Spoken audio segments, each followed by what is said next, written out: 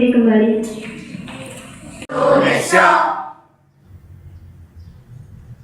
telah menyatakan sebagai pemuda Pancasila. Kami bercita-cita membangun negara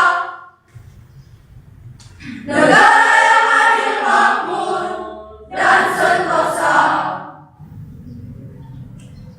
Kami benci pungli dan korupsi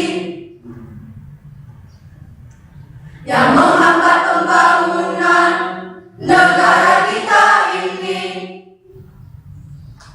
Dengan semangat berkorban dalam dada,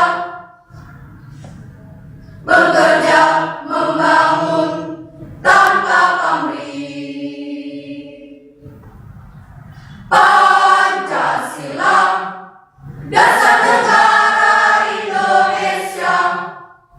Kami semua generasi penerus bangsa ingin mengikuti jejak bapak-bapak kami.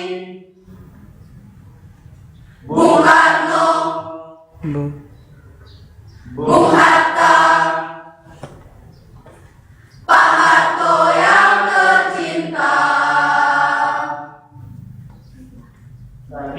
Dengan semangat berkorban dalam dada,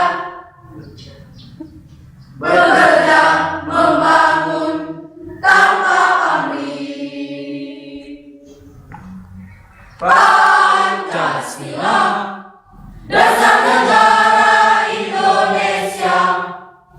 Kami semua generasi penerus bangsa ingin mengikuti jejak bapak-bapak kami. Bung Karno, Bung Hatta,